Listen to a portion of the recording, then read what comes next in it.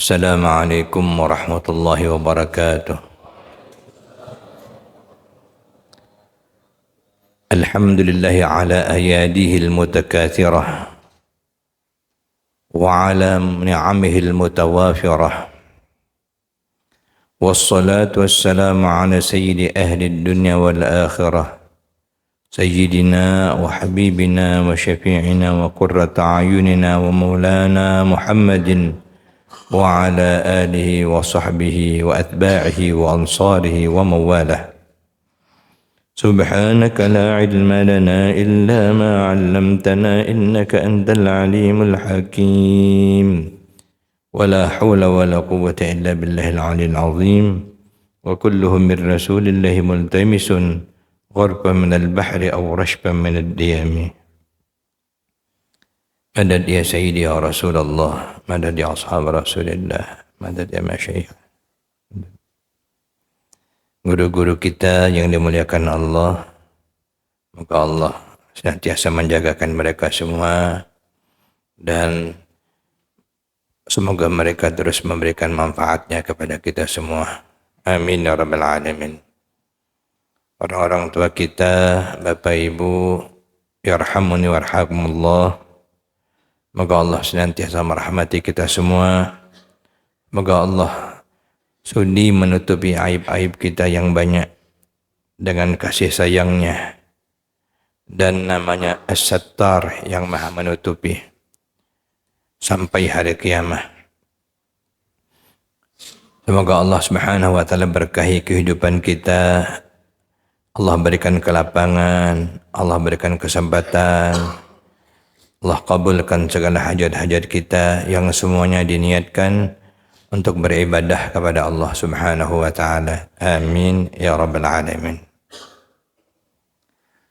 Alhamdulillah wa syukurillah, sebuah hari yang mulia ini Allah kumpulkan kita kembali guna mengaji ilmu agamanya, guna mengenalnya, guna kita dapat beribadah dengan sebaik-baiknya, dan guna kita menginsafi diri kita bahwa tujuan kita adalah Allah Subhanahu wa taala dan untuk mendapatkan ridhanya. Dan mudah-mudahan Allah Subhanahu wa taala senantiasa dengan kelembutannya, dengan kasih sayangnya menggiring kita ke jalan yang diridhainya sehingga kita menjadi hamba-hamba yang radina mardiyin, yang ridha lagi diridhai Allah Subhanahu wa taala. Amin ya rabbal alamin. Kita masih mengaji nama Allah Al-Mani', yang maha mencegah. Asal maknanya kemarin, makna nama Allah yang ke-90, halaman 815. Maaf, halaman 518. Sahibur Ratib, kita ulang sedikit, Al-Imam Abdullah Al-Haddad mengatakan, bukanlah semua yang benar itu baik untuk disampaikan, dan tiap-tiap makam itu ada orang-orang yang patut disampaikan kepada mereka. Ini dulu dalam makna ketika kita menyampaikan hal-hal yang khusus, maka tidak disampaikan kepada semua orang, tetapi ada makam sesuai makamnya. Di situ ada makalnya, disesuaikan dengan keadaannya, disesuaikan dengan siapa mukhatabnya, dan dalam hal apa itu disampaikan. Jika tidak sesuai, bukan pada tempatnya, maka itu tidak disampaikan. Itu adabnya orang yang mengenal nama Allah Al-Mani'. Yang kedua, buah dan manfaat daripada keimanan kepada nama Allah Al-Mani', bahwa ia menegah dirinya daripada hal-hal yang dilarang Allah. Jadi ketika kita beriman dengan nama Allah Al-Mani', dialah yang mencegah, dialah yang melarang, maka kita ingat dengan larangan-larangan Allah, maka kita berusaha menjauhi segala larangan-larangan Allah Subhanahu wa taala itu.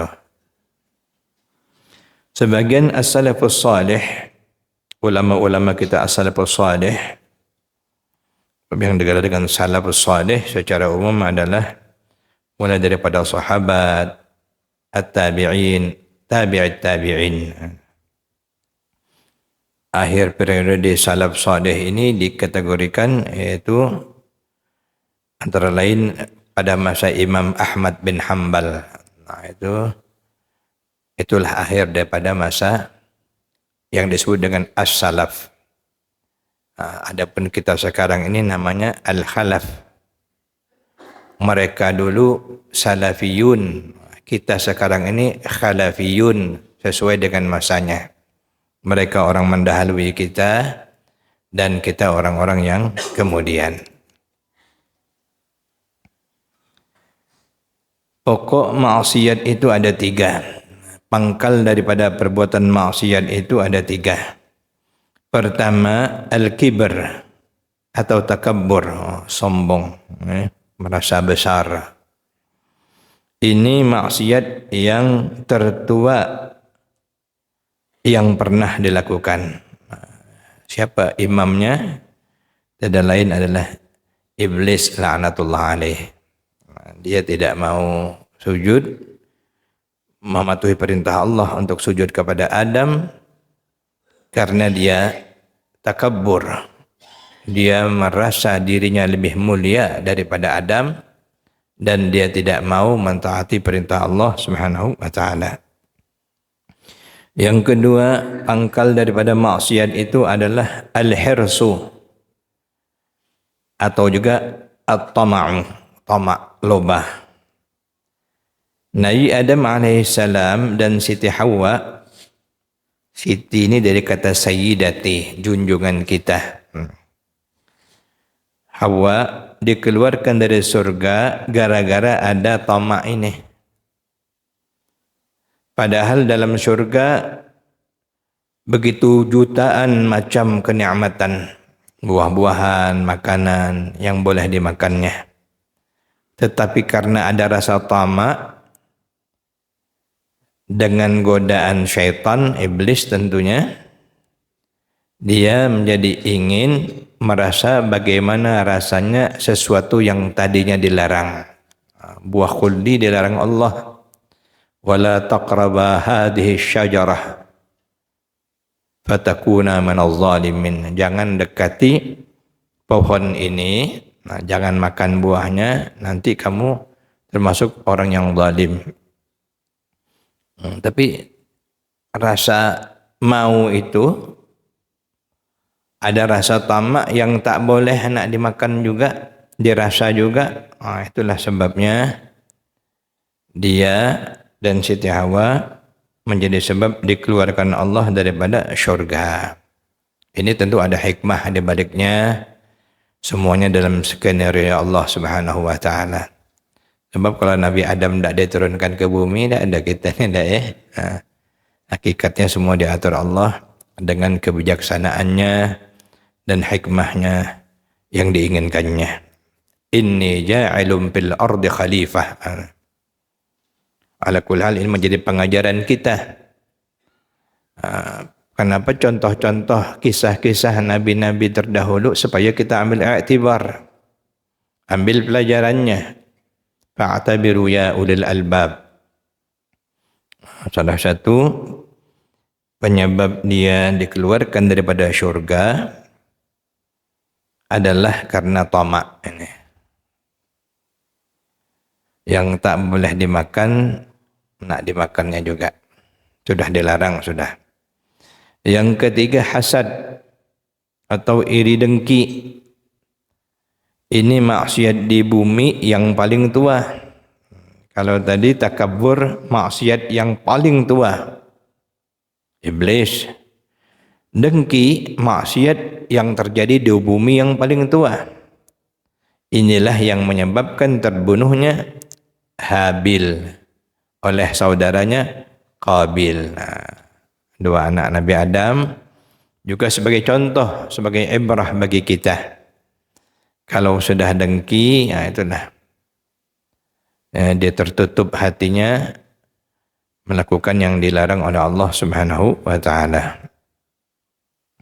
3 macam inilah penyakit-penyakit hati yang terlebih dahulu siogianya diobati daripada yang lainnya. Ini datuk-datuknya. Takabur, tama, dengki, ini datuk-datuknya. Ummahat al-ma'asi, induk-induk penyebab maksiat. Pertama takabur, kedua sifat tama, ketiga sifat dengki. Orang yang takabur merasa dirinya yang paling hebat, sombong, akan berbuat zalim kepada orang lain. Orang yang tama pada gilirannya akan mengambil hak orang lain. Orang yang iri dengki pada gilirannya akan menyakitkan orang lain. Karena yang namanya dengki ini tidak hanya dia merasa tidak senang orang lain itu maju, tetapi juga dia ingin orang itu, bahasa Jaminya rubuh, hancur. Ini dengki, na'udzubillah min dzalik. Semoga Allah jauhkan penyakit-penyakit hati seperti ini daripada kita semua. Amin ya rabbal alamin. Karena itu ilmu tasawuf mengajarkan kita bagaimana kita dapat mengatasi penyakit-penyakit hati ini. Yang paling berat adalah takabur, tama, dan dengki. Terkait dengan sifat yang pertama, karakter pertama yang harus kita cegah yaitu takabur atau sombong. Takabur, sombong maknanya adalah melihat dirinya lebih daripada orang lain. Lebih mulia, lebih alim, lebih wara, lebih zuhud, lebih jago, banyaklah. Orang yang merasa jagoan, pantang diganggu orang dikit, sombongnya timbul. Jagoan. Orang yang kaya sombong, pantang disinggung dikit, timbul sombongnya. Kalau dia tidak memiliki agama yang kuat, hati yang bersih. Masuklah orang alim. Orang alim ini salah satu bendera yang dipancangkan oleh iblis adalah diantaranya sombong, merasa paling berilmu, lebih daripada orang lain. Dulu ada cerita aulia Allah, dia taubat sampai dikatakan sampai kurus badannya hanya gara-gara dia suatu hari pernah terlambat datang ke masjid. Selama ini dia selalu di depan dan orang akan mengarahkannya ke depan. Kali ini tidak ada orang yang negurnya, dia duduk di belakang. Di situ dia merasa tidak ada tempat aku di belakangnya, tidak ada pantas aku duduk di belakang. Tempat aku adalah yang paling depan. Aku orang mulia. Tapi yang namanya aulia Allah, segera dia sadar. Rupanya ada perasaan takabur masih di hati. Disitulah dia bertobat kepada Allah Subhanahu wa taala sampai dikatakan tidak tidur sepanjang malamnya sampai kurus badannya, hanya karena merasa setelah sadar selama ini selalu dimuliakan orang, pas ditaruh orang di belakang tak ada yang menghiraukan, dia tersinggung karena merasa dirinya besar. Banyak hikayat-hikayat yang menjadi pelajaran bagi kita. Asal merasa lebih, termasuk yang terlintas sekalipun, merasa terlintas saja itu sudah sifat takabur. Ecek kau tu, tak tahu siapa aku ni pura-pura cuman pura-pura tapi sombong kan ya. Banyak yang seperti itu, naudzubillah min dzalik. Jadi berlakulah alami saja. Berlaku alami lebih baik daripada yang menyimpan kesombongan, termasuk yang pura-pura padahal sebenarnya sombong. Moga Allah menjauhkan kita daripadanya.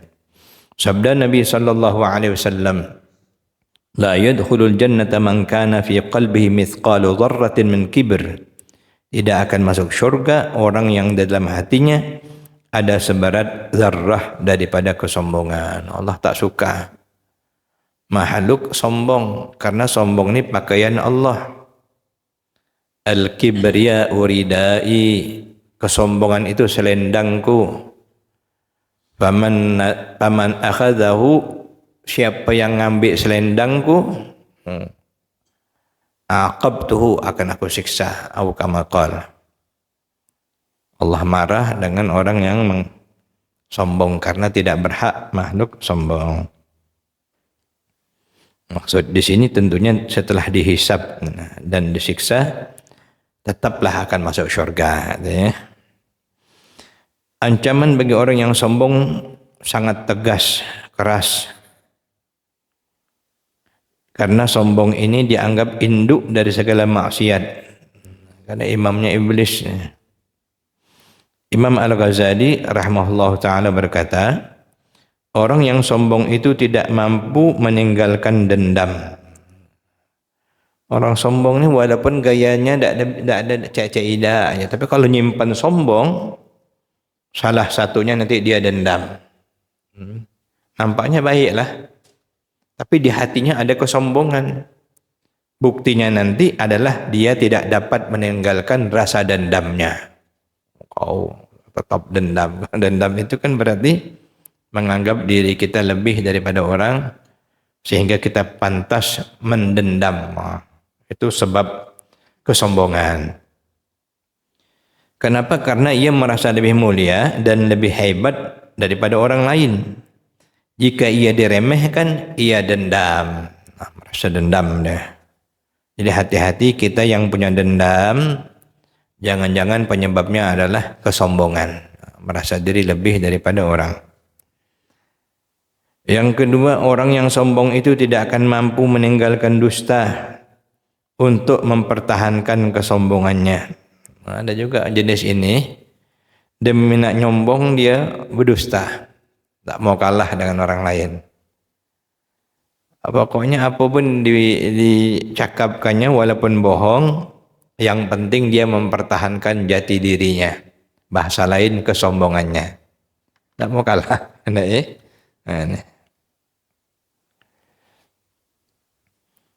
Di zaman Rasulullah ada seorang laki-laki yang makan dengan tangan kiri. Rasulullah melihatnya. Lalu Rasulullah SAW menegurnya. Ternyata dengan sombong orang itu menjawab, "Ya Rasulullah, tangan kanan saya ini sakit." Dalam hadis yang lain dia mengatakan, "Aku tidak bisa tangan kanan ya Rasulullah." Itu jawabannya. Jadi dia dengan alasan nyebut tangan kanannya itu sakit, padahal sebenarnya bisa. Sebelumnya padahal tidak ada sakit. Akhirnya mulai saat itu tangannya sakit sampai mati. Dalam hadis itu Nabi berkata, "Kul bi yaminik," makan pakai tangan kananmu. "La astati'," sampai 3 kali, "aku tidak bisa tangan kanan." "Lastata'ta," engkau tak bisa. Nanti jadi tak bisa nian, kata Nabi. Lalu Nabi sebut, sungguh yang membuatmu tak bisa menggunakan tangan kanan waktu makan adalah karena kesombongan. Hati-hati ibu-ibu ya. Tak usah nyicip-nyicip pun kalau bisa tangan kanan semuanya. Pakai sendok tangan kanan juga. Nabi murka melihat orang yang makan pakai tangan kiri. Jadi orang itu akibatnya di dalam kitab Al-Azkar disebutkan sampai meninggal dunia tidak bisa mengangkat tangannya. Setruk tangan kanannya jadinya ya. Padahal bisa. Dia jawab tuh karena tidak mau kalah, cuman tidak mau ngaku kekurangan. Akibatnya ada alasannya. Hati-hati yang banyak alasannya. Ngapa tidak datang kemarin? Bilang-bilang kita jujur kan. Aku karena ini. Aku ada urusan penting yang lain. Padahal tidak ada. Minta maaf lah, sudahlah. Kalau kita salah minta maaf dengan banyak alasan. Takutnya nanti kita berbohong alasan-alasan itu. Yang ketiga, orang yang takabur ini tidak bisa meninggalkan marah.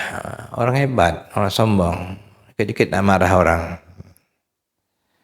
Padahal menahan marah itu adalah salah satu kemuliaan di sisi Allah. Kita nak hati-hati nih dalam hal apapun. Jangan sampai yang mendorong kita marah itu nafsu. Nah, kalau nafsu berarti ada sombongnya. Walaupun benda itu betul. Usahakan kalaupun nak marah dari hati. Supaya itu dilakukan dengan ikhlas karena ingin kebaikan misalnya ya. Kalau mampu menahan amarah, itu di sisi Allah adalah salah satu kemuliaan. Wal kaziminal ghaidha wal 'afina 'anil nas. Kemudian orang yang sombong tidak bisa meninggalkan sifat hasad. Sombong ni lah induknya banyak akibatnya ya. Gara-gara sombong, dengki. Tak mau kalah tadi. Apapun cara dibuatnya supaya dia tak ada kalah. Dengki dia timbul. Jangan sampai orang menang daripada dia, timbul dengkinya. Kalau sudah dengki ni, dukun pun bertindak jadi juga karena dengki tadi. Yang penting apa kehendak dia. Na'udzubillah. Gara-gara merasa lebih baik daripada orang. Yang kelima, hatinya keras. Orang sombong ni tidak bisa menerima nasihat. Yang keenam, dia tidak selamat dari suka meremehkan orang lain. Tidak bisa menghargai orang. Karena merasa dirinya hebat, orang lain tidak ada hebat, tidak pandangan dia. Dialah yang hebat. Yang ketujuh, selalu merasa dirinya bersih. Orang sombong merasa dirinya lah betul terus, bersih terus. Tak ada salah. Lebih bahaya ni masuknya sombong dalam agama, hati-hati lagi. Merasa lebih bersih, lebih tinggi derajatnya. Astaghfirullah. Ampun kita kepada Allah Subhanahu wa taala. Yang kedelapan, orang sombong ini ia telah merebut sifat yang hanya boleh dimiliki oleh Allah. Sifat itu hanya milik Allah. Dan banyak lagi akibat daripada sombong ni. Sifat ini bisa masuk kepada siapa saja, termasuk kepada orang-orang yang berilmu. Berilmu ni diskusi itu je lah, mohon maaf lah, diskusi. Beruntunglah orang-orang yang tetap ingat bahawa dia tidak akan menyombongkan diri. Mohon maaf, apalagi profesor misalnya, diskusi, tak mau kalah dia. Padahal salah. Merasa dirinya profesor, diskusi, tak mau ada orang lain yang lebih pintar daripada dia. Termasuk mahasiswa ternyata lebih pintar daripada dia, tak mau dia. Kau ni aku kau dosen, katanya misalnya.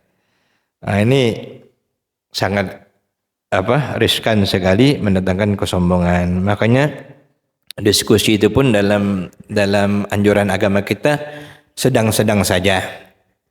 Sebab kalau ada diskusi dengan mengeluarkan kepintaran, ujung-ujungnya sombong tu lah. Pokoknya tak mau kalah daripada orang. Punya dia tu lah yang paling hebat. Beruntunglah orang-orang yang tetap sabar. Beruntung walaupun kata orang profesor B ternyata tak ada besok, biarlah. Memang waktu itu kita tak ada paham nian misalnya, tak ada apa-apalah. Atau misalnya kiai, masa kiai tak ada paham? Malah ada yang kemarin saja ada kan WA saya ada yang hack semalam. Ada yang nyeletuk, masa bisa WA macam orang ustaz ni kena hack orang? Katanya, bisa lah, saya manusia biasa. Artinya katanya ustaz, katanya banyak amalan, masa bisa kena tipu orang? Namanya manusia. Itulah kita ya. Jadi selalulah kita, yang penting kita berusahalah menjauhkan sifat sombong. Kalau ada, minta ampun dengan Allah. Namanya manusia. Kita kan punya ilmu. Orang punya ilmu ni cepat sombongnya. Pertama tak mau ngalah dengan orang lain. Kedua nanti merasa dirinya lebih. Makanya syaitan Kata guru-guru kalau orang awam syaitannya itu kopral, kalau sudah ulama-ulama syaitannya jenderal. Berat. Ada mudah. Makanya awliya Allah, wali-wali Allah itu ada satu etika, satu kode etik. Kalau ada rasa sombong sekalipun yang pernah dia lakukan, mereka takut mereka itu diputus daripada daftar nama wali, hapus namanya. Gitu ya. Asal terlintas jadi dikit rasa sombong, takut mereka itu dikeluarkan daripada diwanul auliya. Itu saking mereka itu takut kepada Allah Subhanahu wa taala. Kemudian sifat tamak ini induk daripada penyakit juga, penyakit hati. Selalu merasa tak ada cukup, tak ada qanaah, tak ada syukur. Yang paling parahnya punya orang dendainya terus.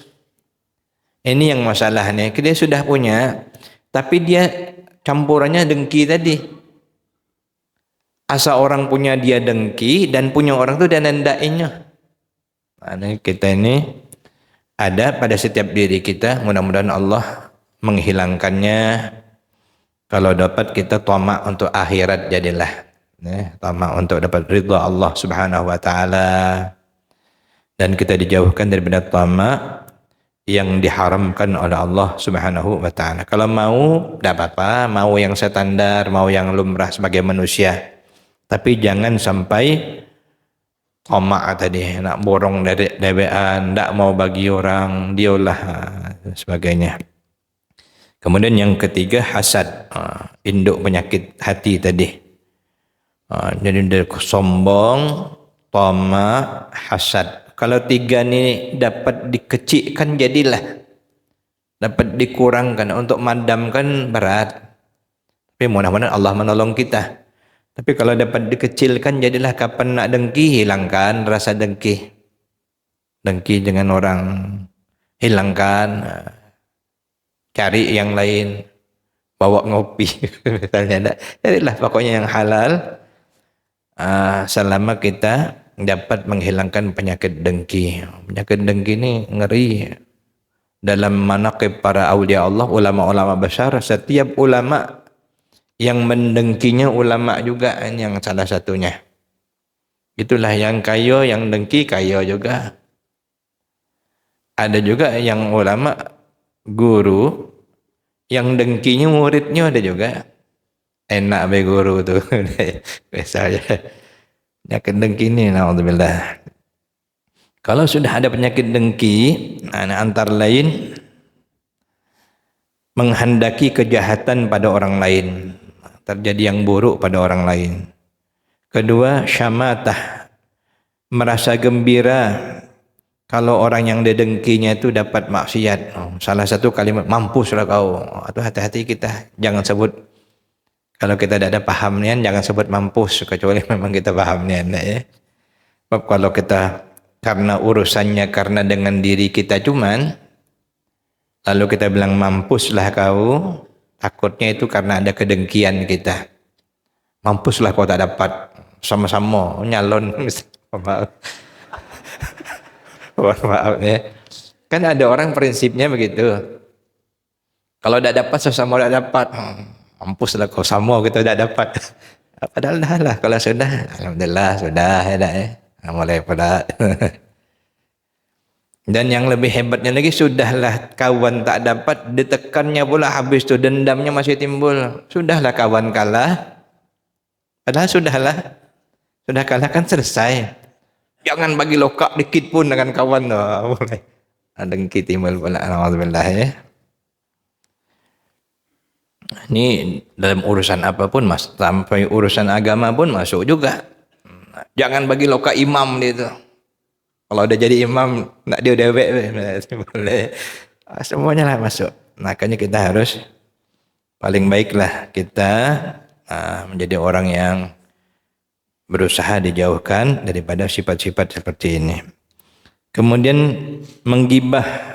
Kalau namanya dengki ini kan suka kalau ada kekurangan kawan yang telah menjadi lawan, dia cari ni tu kelemahan kawan tu, timbullah gibah.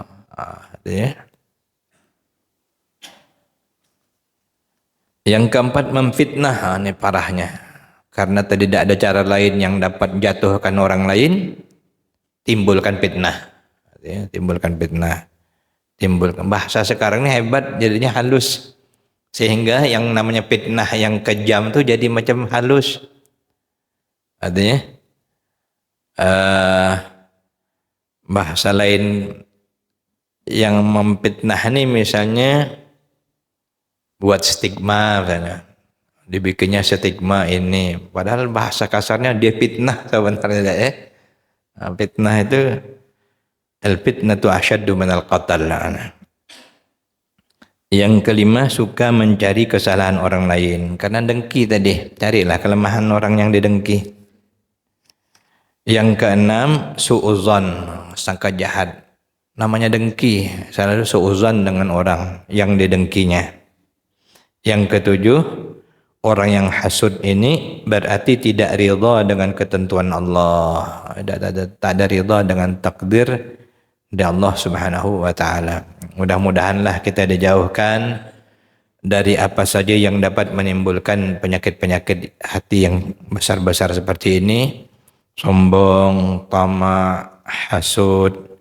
Mudah-mudahan Allah beri kita posisi yang kita tidak timbul sombong, tidak timbul tamak, dan tidak timbul hasad, dan kita dijagakan Allah selalu dalam keadaan yang Allah karuniakan kepada kita.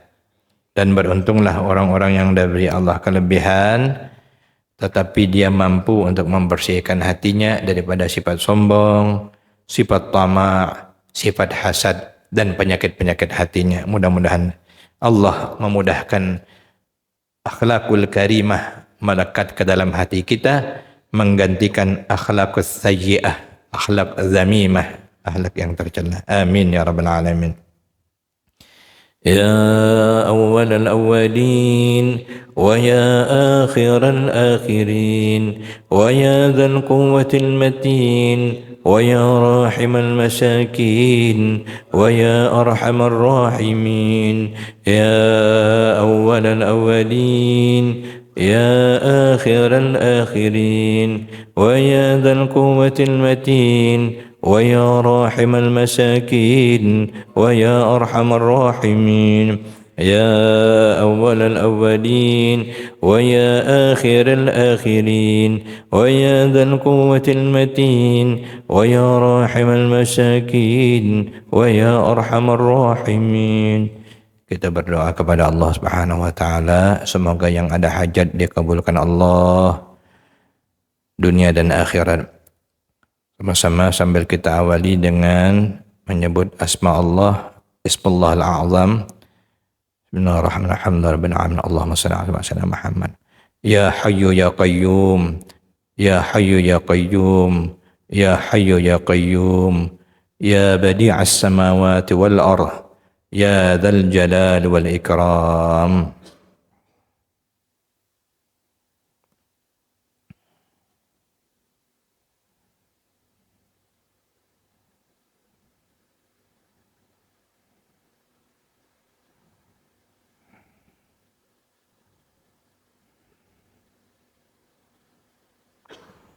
نصر من الله وفتح قريب فالله خير حافظا وهو أرحم الراحمين وصلى الله على سيدنا محمد وعلى آله وصحبه وسلم والحمد لله رب العالمين. السلام عليكم ورحمة الله وبركاته.